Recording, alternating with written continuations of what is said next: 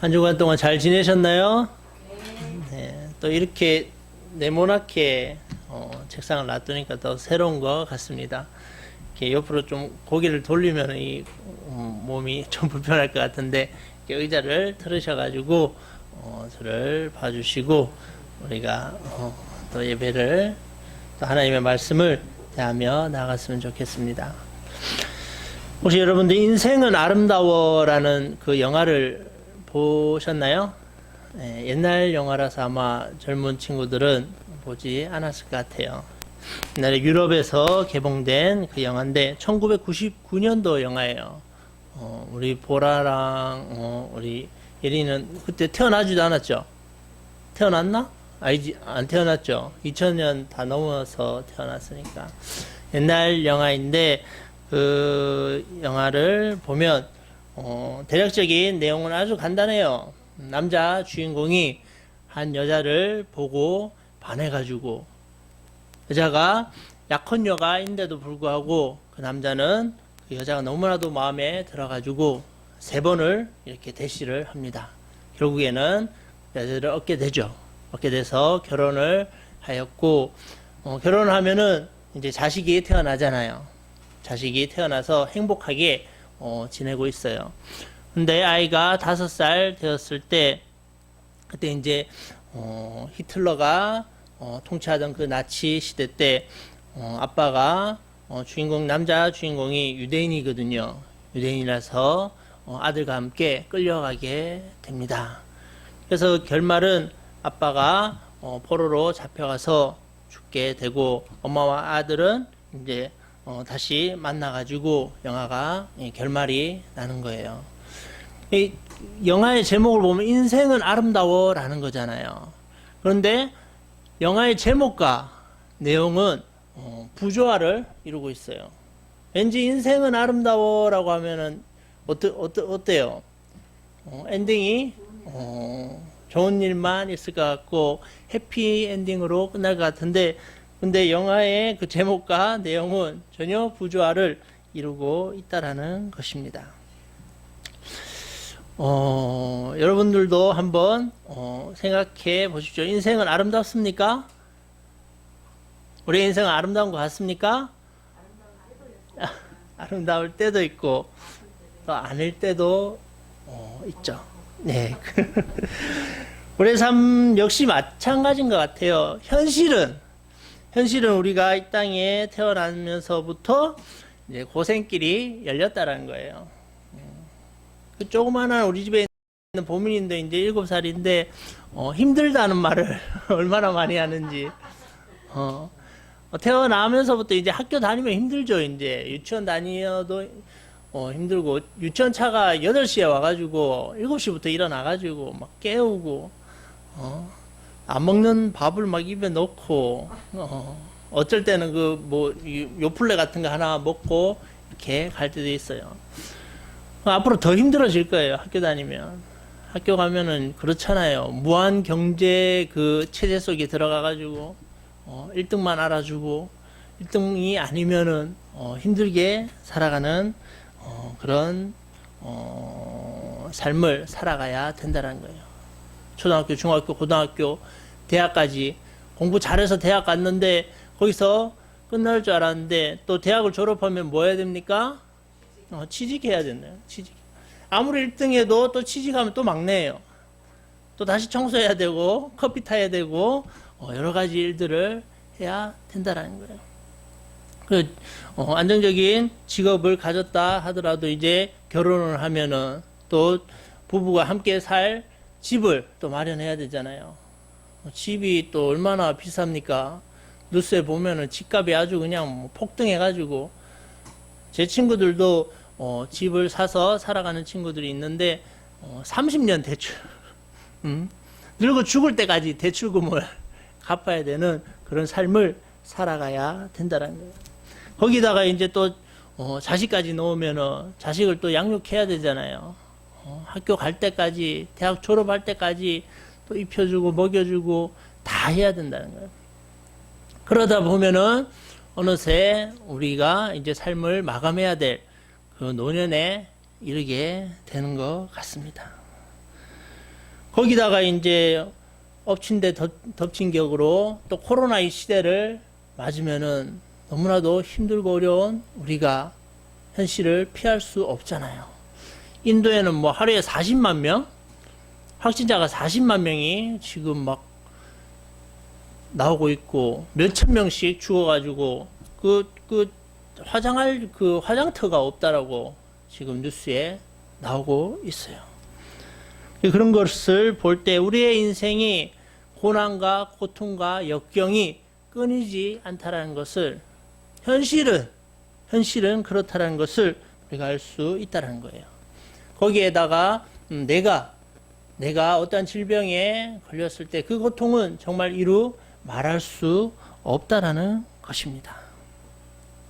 이런 삶의 여정 가운데 우리의 인생이 아름답다라고 우리가 정말 자신 있게 이야기할 수 있을까?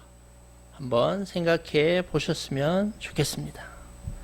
오늘 본문을 보면 다윗이 쓴 시죠. 오늘 본문을 보면 시인은 그럼에도 불구하고 우리의 인생은 아름답다, 하나님을 찬양하는 다윗을 볼 수 있다라는 거예요. 본문을 통해서 우리가 현실은 고난과 고통과 어려운 일이 있지만 그럼에도 인생은 아름답다라고 말할 수밖에 없는 그 이유에 대해서 우리가 같이 본문을 통해 살펴보았으면 좋겠습니다. 보라요, 그렇지? 우리가 인생이 아름다운데 그 아름답다라고 이렇게 우리가 고백할 수밖에 없는 그 이유를 우리가 본문에서 이렇게 잘 살펴봐야 되는데, 어젯밤에 공부를 너무 열심히 한 것 같아. 우리 아이들도 지금 학교에 다니고 있잖아. 학교 안 다닐 1년 동안은 아이들이 아침에도 일찍 일어나고 막 졸지도 않고 힘들어하지도 않았는데 학교 다니니까 힘들어하더만. 그리고 이제 다음 주간에는 중간고사지, 너희들도. 아, 벌써 했어요? 우리 애들도 이제 중간고사 본다고 뭐 금요일 날 오면서 차에서 이렇게 이야기를 하는 거예요. 아빠, 우리 도서관 가야 될 것 같다고. 생전 저희들이 도서관 간다라는 말을 안 했는데 도서관 가야 될 것 같다고. 학교 아이들도 이제 분위기가 막 중간고사 쳐야 되고 하니까 공부해야 되는 분위기잖아요. 아이들도 가서 공부해야 될 것 같다고. 그래서 이제 흐뭇하죠, 부모로서는. 지가 알아서 공부한다고 하니까. 그래서 토요일 날 이렇게 데려줬는데 또 공부를 하고 이렇게 오더라고요. 학교 생활하고 힘이 들지만 예배 시간은 우리가 좀 더 집중해가지고 나갔으면 좋겠습니다. 시편 63편의 시의 배경은 다윗이 자신의 아들 누구죠? 예, 압살롬을 피해서 광야에 있을 때 지은 시라는 거예요. 자신이 낳은 아들, 그 아들이 아버지를 대적하고 죽이려고 쫓아왔을 때 그 아버지의 마음이 어떨까 정말. 예, 억장이 무너지고, 이거 뭐 같이 맞대고 싸울 수도 없고 어떻게 할 수도 없는 그런 상황이라는 것이죠. 다윗이 누군가에 의해서 도망했던 적이 2번 있죠. 언제죠? 예, 사울을 피해서 도망갔을 때랑 또 이제 자신의 아들 압살롬을 피해서 도망갔을 때 2번 있죠. 이 오늘 나오는 시편은 사울을 피해서 지은 시라기보다는 압살롬 자신의 아들을 피해서 이렇게 지었는 시라고 보는 것이 더 개연성이 있는 것 같아요. 왜냐하면 11절 보면은 왕은 하나님을 즐거워하리니, 자신을 왕이라고 이렇게 표현했는 것을 볼 때, 옛날에 이제 뭐 사울을 피하고 갔을 때도 남유다의 왕이었지만 그것보다는 통일왕국, 남과 북쪽의 그 이제 통일왕국의 왕으로서의 나아가는 그 다윗의 모습이라는 것을 우리가 보면은 더 좋을 것 같습니다. 그래서 압살롬을 피해서 지었던 시라는 것을 우리가 알 수 있다는 것이죠. 그러한 현실만 봤을 때, 현실만 직시할 때 다윗은 이게 정말 무슨 일이야, 충분히 불평할 수 있는 그 시의 내용이 불평으로 가득 찰 수밖에 없는 것을, 가득 불평을 말할 수밖에 없다라는 것을 다윗이 충분히 그렇게 표현할 수 있지만 다윗이 그렇게 표현하지 않고 시의 내용을 볼 때 오히려 감사와 찬양과 영광을 돌리는 그 다윗의 모습을 볼 수 있다는 것이죠. 우리가 한 절 한 절씩 한번 살펴보면 좋겠습니다. 1절에 이렇게 이야기를 하죠. 하나님이여 주는 나의 하나님이시라. 다윗은 먼저 그 분명한 대상, 다윗이 불러야 될 그 대상 하나님을 부르고 있다라는 것이죠. 그 하나님을 먼저 의식하며 하나님 앞에 멈춰 서서 하나님께로 나아가는 다윗의 모습을 볼 수 있다라는 것입니다. 우리 역시도 다윗이 믿고 있고 다윗이 알고 있고 다윗이 의지하고 다윗이 불렀던 그 하나님을 동일하게 우리가 바라보는 사람들이잖아요. 우리 역시도 어떠한 힘들고 어려운 상황이 우리 가운데 부딪혔을 때 가장 먼저 해야 될 것은 하나님 앞에 멈춰 서야 된다는 것이에요. 뭐 어떤 사람을 의지하고 어떠한 도움을 받기 위해서 다른 것을 붙잡고 생각하고 나아가는 것이 아니라 하나님 앞에 먼저 멈춰 서야 된다는 거예요. 지혜와 지식의 근원이시 그 하나님께 매달려야지만이 그 하나님을 불러야지만이 해결될 수 있다는 그 사실을 우리가 잘 알고 있어야 된다는 거예요. 그것을 안 다윗은 하나님을 부른 다음에 내가 간절히 주를 찾는다라고 이야기를 하고 있죠. 간절히 주님을 찾았던 거예요. 간절함이라는 것은 어떨 때 나타나게 되나요? 정말 절박할 때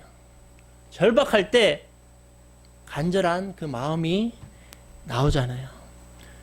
큰 어려움이 나에게 닥쳤을 때, 정말 생명이 위태롭게 되었을 때 간절함이 나타나게 된다라는 것이에요. 다윗이 간절히 하나님을 찾았듯이 우리 역시도 간절히 주님을 찾아야 된다라는 것이죠. 나에게 간절함이 있는가? 저는 설교 이 본문을 준비하면서 솔직히 목숨이 위태로운 그런 상황까지 가본 적은 없거든요. 저는 막 죽인다, 너 예수 믿으면 죽인다, 예수 믿으면 죽인다 뿐만 아니라 그냥 내 생명을 위협하는 그런 어려움은 찾아오지 않았거든요.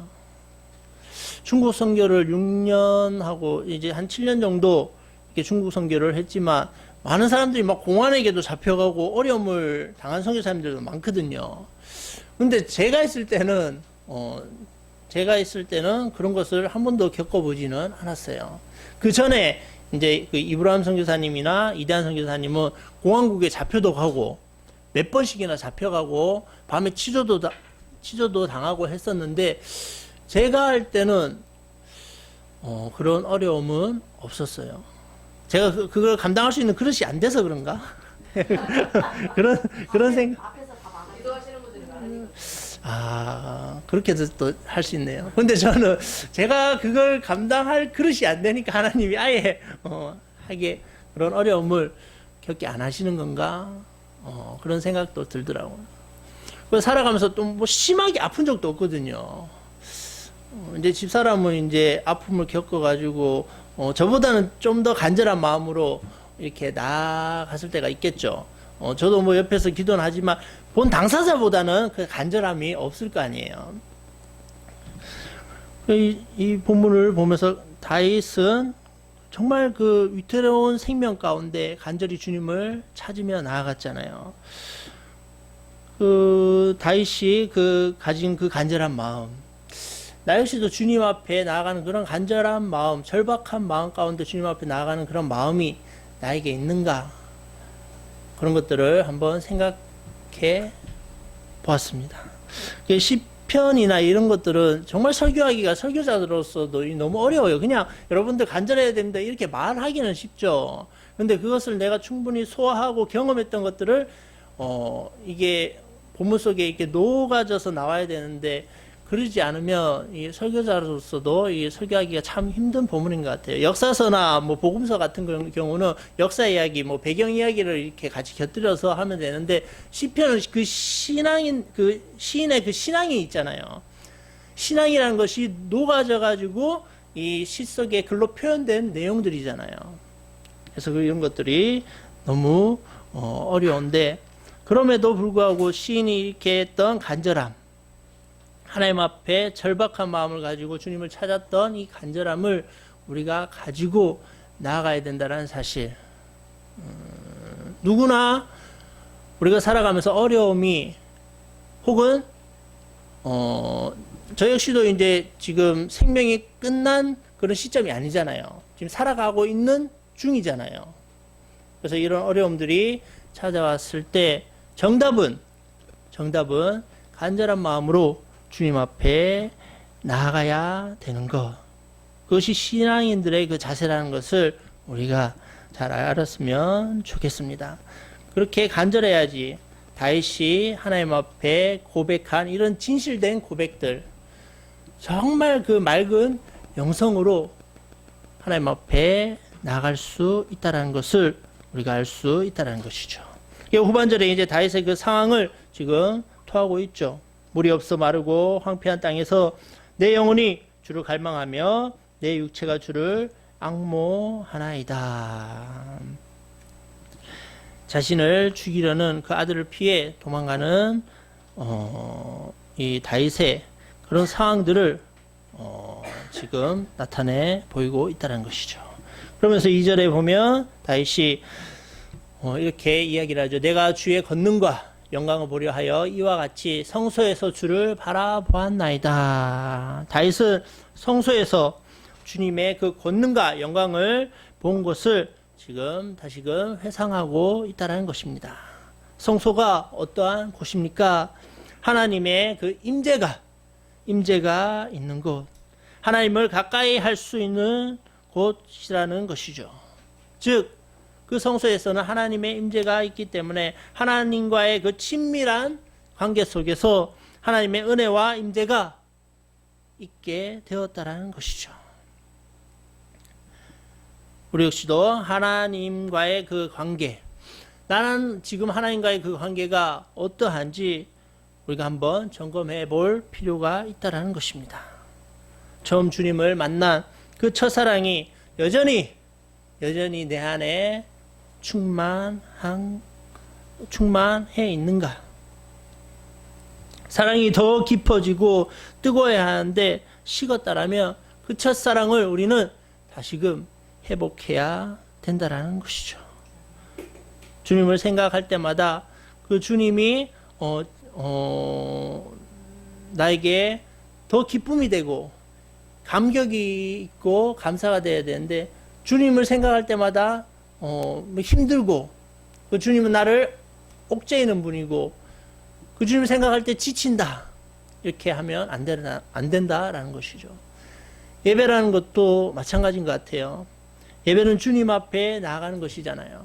근데 우리가 예배를 거듭하면 거듭할수록 더 기쁘고 감사하고 예배를 갈망하는 그러한 마음들이 있어야 되는데, 어느새 내가 신앙인으로서 연수가 지나면 지날수록 예배가 형식이 되어져 버리고, 그냥 형식적으로 뭐 구원받았다라고 하니까 예배 참석해야 되니까 이렇게 그냥 참석하고 예배 드린 것이 아니라 횟수가 가면 갈수록 더 깊어져야 되잖아요.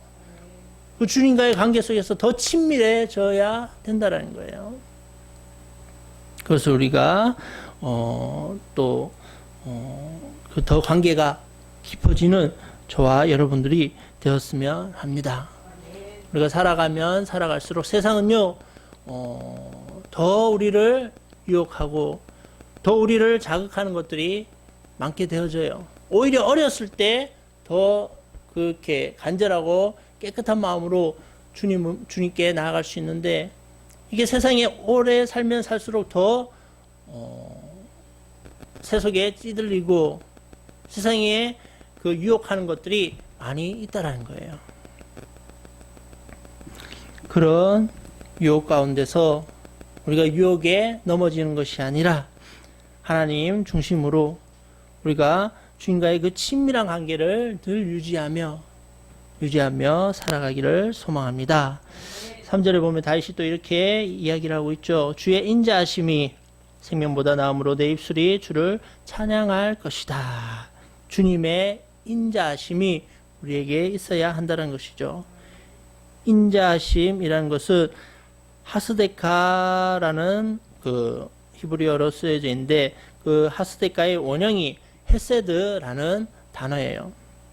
헤세드의 그 뜻을 보면 친절을 베풀다, 호의를 베풀다, 은혜를 베풀다라는 뜻이 동사에서 이렇게 유래하여서 그 뜻이 뭐냐면 아무런 조건 없이 인간을 사랑하시고 은혜를 베풀어 주시는 하나님의 그 자비로우심을 의미하는 표현이라는 것이죠. 즉 하나님께서 인간들을 측은히 여기시고 자비를 베풀어 주신다는 거예요. 주의 인자심이라는 것은 주의 자비가 주님께서 우리를 측은히 여겨주시고 주님께서 우리를 불쌍히 여겨주시는 그 은혜가 우리에게 임해야 된다는 것이죠. 임해야 된다는 것입니다. 우리는 구원받고 주님의 자녀라고 이야기는 하지만 우리의 삶 가운데 늘 반복되는 그 실수 가운데 우리 죄의 영역이 그렇게 크지 않아요. 늘 했던 그 실수를 계속 반복하는 거예요. 죄인 것 뻔히 알면서도 그 죄 가운데 넘어지고 또 넘어지고 또 넘어지고 반복되는 실수 가운데 우리가 나아간다는 거예요. 그럼에도 불구하고 반복하는 그 죄 가운데서도 주님의 그 불쌍히 여기신가 여전히 우리에게 기회를 주시고 다시금 일으켜 주시는 그 하나님의 손길을 우리가 기억해야 된다라는 것입니다. 이 주님의 인자하심을 우리가 기억하며 우리 역시 다윗이 그 인자하심을 생명보다 낫다라고 고백하며 찬양했던 것처럼 우리 역시도 그렇게 찬양하였으면 좋겠습니다. 그러면서 4절에 이제 이렇게 이야기를 하죠.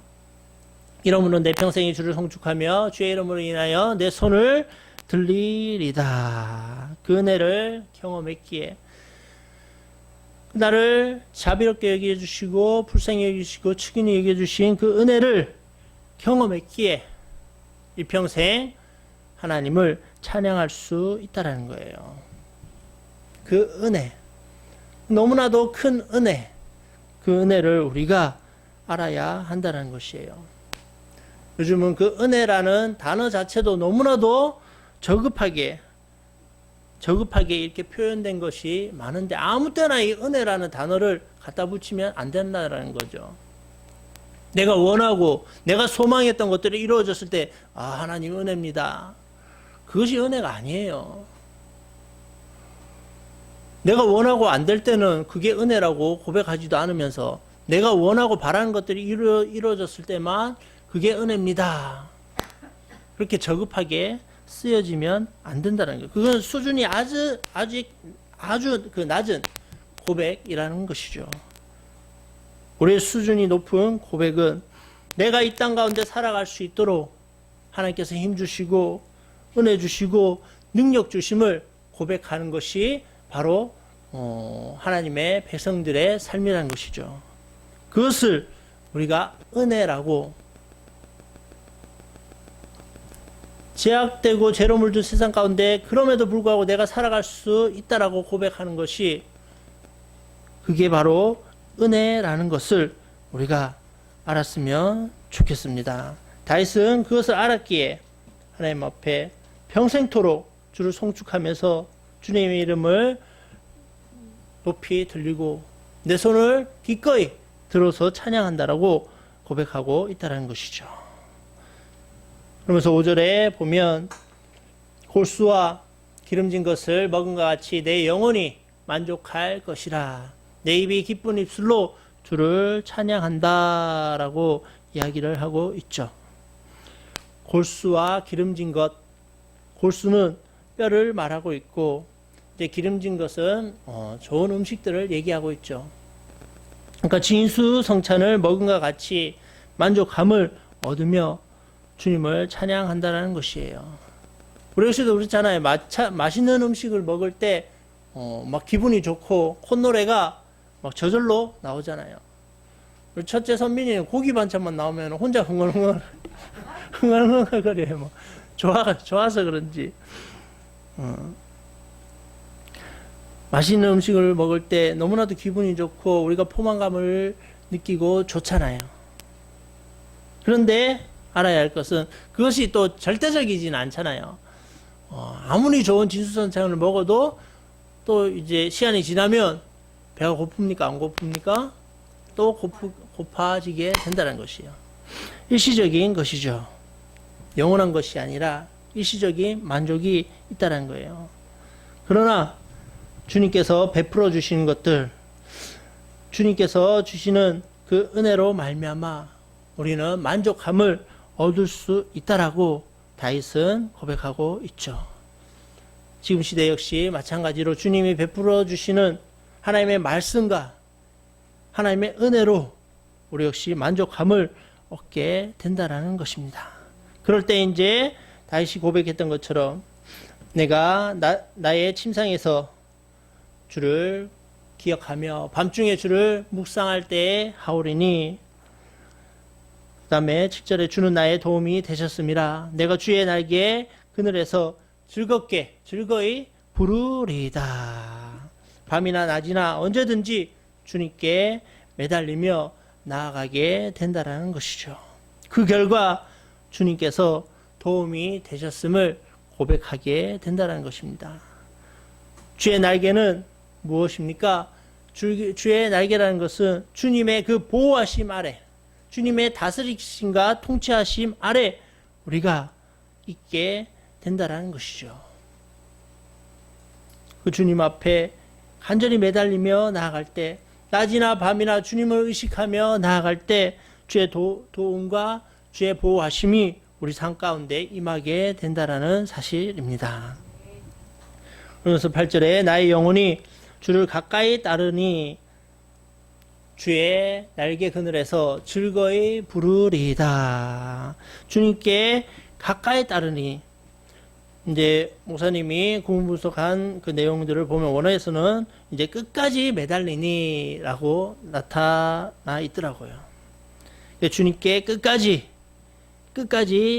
매달리는 자는 주의 오른손이 나를 붙드신다라는 그 고백을 다시 하고 있다는 것입니다.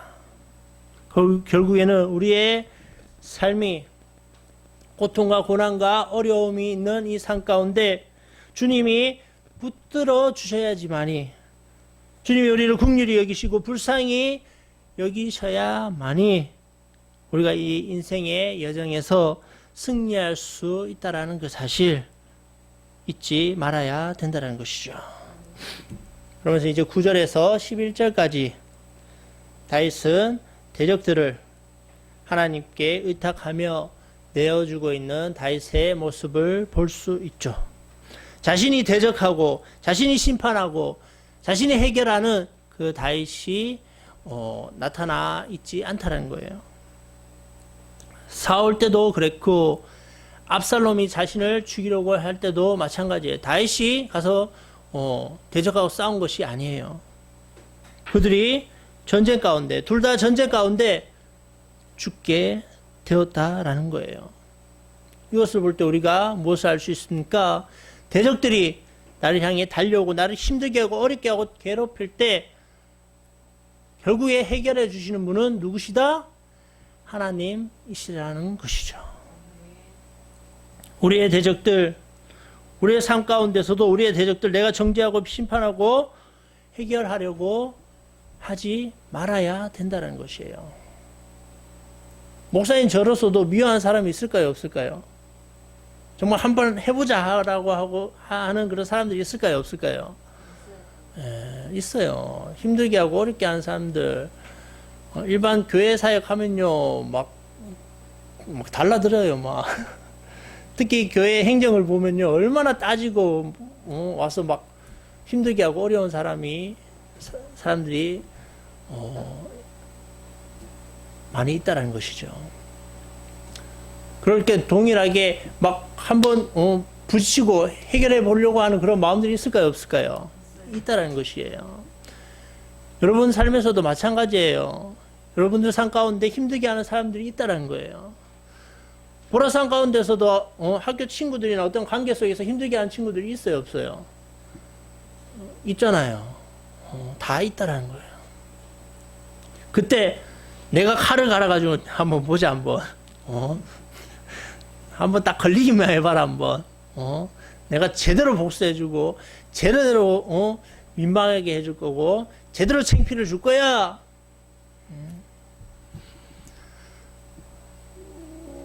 그렇게 하면 그냥 세상 사람들과 별반 다를 게 없다라는 것이죠. 그때 다윗이 하나님 앞에 나아갔던 것처럼 9절부터 11절까지 그 내용이잖아요. 승냥이의 밥이 되게 해주소서 이렇게 막 얘기하고 있는 거잖아요. 하나님께 내어드리고 하나님이 해결해 달라라고. 그렇게 우리 믿는 자들은 하나님의 자녀라면 그렇게 믿고 무릎 꿇고 나아가야 된다는 거예요. 참 신기한 것은요, 그런 것 같아요. 내가 어떤 원수가 있고 힘들고 어려운 그 관계 속에 있을 때 내가 하나님 앞에 무릎 꿇고 나아갔을 때 처음에는 그 분이 안 삭혀져요. 막 기도할 때 막 하나님 왜 저에게 이러한 상황이 왔냐고, 저 사람 정말 힘들다라고, 정말 짜증나고 화나고 정말 어떻게 됐으면 좋겠다라고 막 그런 기도가 나와요. 그런데 놀라운 사실이 무엇인지 아나요? 그렇게 기도하다가도 어느 순간 기도하다 보면은 나의 마음을 하나님께서 녹여주시고 오히려 나를 대적하는 사람이 불쌍히 여겨지는 그런 마음을 하나님이 주신다는 것이죠. 우리 역시 그렇게 나가야 되는 것 같아요. 하나님 앞에 기도하며 나아갈 때 하나님이 우리의 마음 가운데 평안을 주시고 결국에는 하나님이 해결해 주시도록.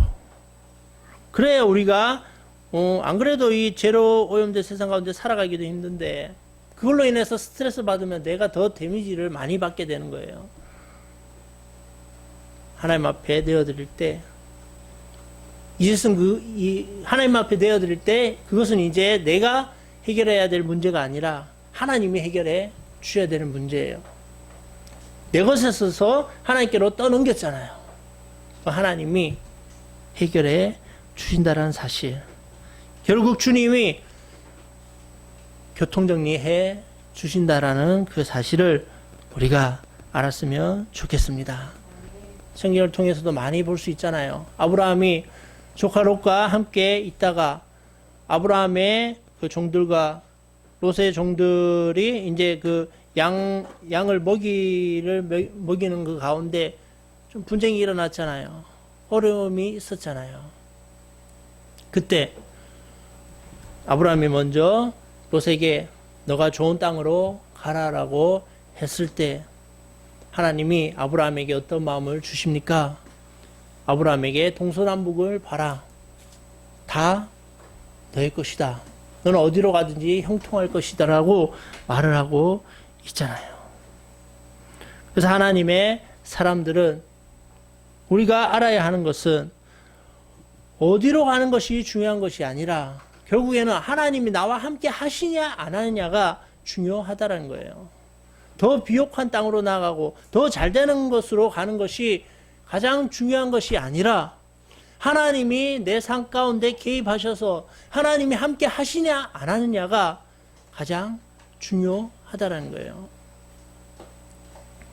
우리가 그 사실을 잘 알아야 된다는 것이에요. 하나님의 사람이고 하나님이 함께 하시면 아무리 힘들고 어려운 곳에 있더라도 하나님이 힘 주시고 능력 주시고 감당할 수 있는 그 힘을 주신다는 것이죠. 그러나 아무리 잘되고 형통한 길이라 할지라도 하나님이 함께하지 않는다라면 우리 마음 가운데 공허함이 있을 것이고 우리는 그 공허한 마음을 가지고 만족함이 없이 살아갈 수밖에 없다라는 사실을 우리가 알아야 한다라는 것입니다. 오늘 본문을 보면서 우리가 한번 생각해 보았으면 좋겠어요. 다윗은 힘든 그 상황에, 어려운 상황에 매몰되어서 허덕이지 않았다라는 것이죠. 상황이 문제가 아니라 상황을 바라보고 해석하는 그 우리의 관점이 문제라는 것입니다. 우리 역시 상황에, 어떠한 상황의 환경의 여건에 허덕이지 말고 결국에는 이 모든 상황을 아시고 우리와 함께 하시는 그 하나님을 바라보며 나아갔으면 좋겠습니다. 이미 우리는 하나님의 큰 사랑을 이미 받은 사람이잖아요. 그렇죠? 아멘이십니까? 주님의 그 십자가의 사랑을 이미 받은 하나님의 사람이잖아요. 제가 그 인터넷에서 SNS를 보는데 그 루게릭병에 걸린 목사님이 나와서 한 고백이 있더라고요. 루게릭병이 무엇입니까? 막 사지가 마비가 되고 근육이 수축되고 막 몸이 마음대로 뒤틀리는 그러한 병이에요. 그러면서 점점 이 사람이 말라 죽는 병이에요. 근데 그 목사님이 이런 고백을 하더라고요. 100억을 선물로 받은 사람이 10원 잃어버렸다고 10원 찾으려고 난리를 칠 것인가? 100억 있는 사람은 10원이 어때요? 있으나 마나한 거잖아요. 이미 나에게 100억이 있는데, 우리 보라 통장에 100억이 있는데, 뭐 생각만 해도 막 흐뭇하죠. 10원이 잃어버렸다라고 10원 막 찾는다고 막 엄마한테 짜증내고 아빠한테 화내고 오빠들한테 막 내 10원 찾아내! 뭐 이렇게 얘기할 건가요? 아니잖아요. 100억이 있으면은 10원 있으나 마나한 것이잖아요. 그렇죠? 그런 것 같아요. 100억을 받은 사람은 10원이 있어도 그만, 없어도 그만인 것이죠. 우리 역시 주님께 큰 사랑을 받았기에 삶을 살아가는 그 다른 부수적인 것들, 10원과도 그 같은 것들, 있으면 그냥 감사하고, 없으면 또 없는 대로 살아가면 된다라는 것이죠. 돈과 명예, 권력, 건강, 없으면 조금 불편하게 살아가지만 살아갈 수는 있다라는 것이죠. 그 10원과도 같은 것들에 우리가 너무 연연하여 그것에 목숨을 바치고 그 10원 찾으려고 할 필요 없다라는 것입니다. 그것보다 더 크고 중요한 그 주님의 사랑을 받은 자로서 우리는 이 땅 가운데 자족하며 만족하며 살아가야 된다라는 것이죠. 다윗이 고백했던 것처럼 그 골수와 기름진 것을 먹은과 같이 나의 영혼이 만족할 것이다. 만족함을 누렸던 다윗처럼 주님의 사랑 하나만으로 우리가 만족함을 가지고 살아가기를 간절히 소망합니다. 주님의 사랑이 부족하지 않잖아요. 그렇죠? 주님의 사랑이 부족하지 않아요. 만족함이 있고 부족하지 않은데 다른 것에 우리가 연연해 하며 살아갈 필요 없다라는 것입니다. 주님 사랑 하나만으로도 다 되는데 그 사랑과의 그 관계 가운데 있는 그러한 사랑, 뭐 남편의 사랑이나 아내의 사랑이나 자식의 그 사랑이나 이웃의 그 사랑들, 나를 사랑해주면 뭐 감사하지만 사랑 안 해줘도 주님의 사랑으로 말미암아 나에게 만족함을 얻으며 살아갔으면 좋겠습니다. 기대하는 만큼 기대하는 만큼 그 돌아오면 다행인데 돌아오지 않으면 나에게 무엇이 됩니까?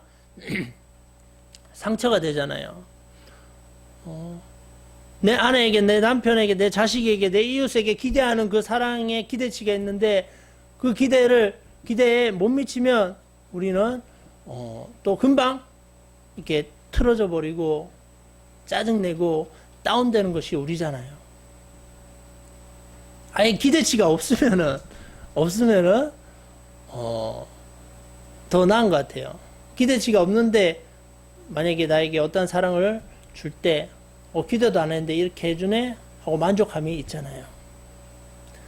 그 사랑과의 그 관계 가운데서는 만족감을 얻으려 하지 말고 이미 우리에게 주님이 주신 큰 사랑 그것을 기억함으로 다른 것들 부수적인 것들에 연연하지 않고 사람에게 기대하지 않고 그냥 주님의 그 사랑으로 충분히 만족하면서 오히려 주님의 그 사랑을 내가 받은 자로서 내가 다른 사람에게 사랑을 기대하며 살아가는 것이 아니라 그 사랑을 전하면서 오히려 더 넉넉한 마음으로 사랑을 전하면서 내가 충분히 베풀면서 살아가는 우리 모두가 되었으면 좋겠습니다. 다시 한번 여러분들에게 질문하겠습니다. 인생은 아름다우십니까? 우리의 인생이 아름답습니까? 네. 우리의 인생이 상황과 환경과 여건을 보면 절대 아름다울 수 없어요. 고통 그 자체예요. 그러나 주님이 함께 하시면 주님의 사랑과 은혜가 우리 안에 머물러 있고 그 사랑이 함께 한다라면 그의 손이 우리를 붙잡고 있다라면 그 어떤 인생이라도 우리의 인생은 아름답다라고 고백할 수 있다라는 그 사실 우리가 잊지 않았으면 합니다. 시편에 보면 이러한 시도 있잖아요. 어떠한 궁전에서 사는 것보다 주의 전에 문지기로 사는 것이 더 낫다라고 이야기하고 있잖아요. 그냥 기분 좋게 듣기 좋게 이렇게 하는 말이 아니에요. 정말 그것보다 주님이 함께 하시는 그 삶, 주의 전에 문지기로 살아가는 삶이 더 낫기 때문에 그런 깊은 고백을 하고 있다라는 것입니다. 한 번밖에 살 수 없는 우리의 인생, 이 아름다운 인생을 저와 여러분들이 그 안에서 우리가 지혜가 필요할 거예요. 주님이 주시는 그 지혜롭게 내 삶의 영역에서 또 우리가 지혜롭게 또 한 주간 승리하며 살아가기를 간절히 소망합니다. 하나님의 말씀 민수기 6장 24절에서 26절 말씀에 예바레케카 예바 절박한 위태로운 그런 상황 속에 있을 때 여전히 나를 붙잡으시며 나를 지키시며 나와 함께 하시는 그 하나님께 매달리면 반드시 나를 붙잡아 풀어주시며 해결해 주시는 그 하나님만 믿고 신뢰하며 그 하나님이 만족해 하실 것을 깨달아 그 큰 사랑의 만족을 누리며 살기를 소원하는 모든 성도들에게 복을 주실 것입니다. 베이세미레카 그리고 지켜 주실 것입니다. 야엘 예흐바 파나이브 엘레이카 하나님께서 그의 얼굴 빛을 이들에게 비추어 주셔서 비후네이카 하나님의 은혜와 자비 인애를 베풀어 주실 것입니다. 이시아 예흐바 파나이브 엘레이카 하나님께서 이들과 함께 하셔서 배 야셈 레카 샬롬, 하나님의 놀라우신 평강을 영원토록 허락해 주실 것입니다. 아멘.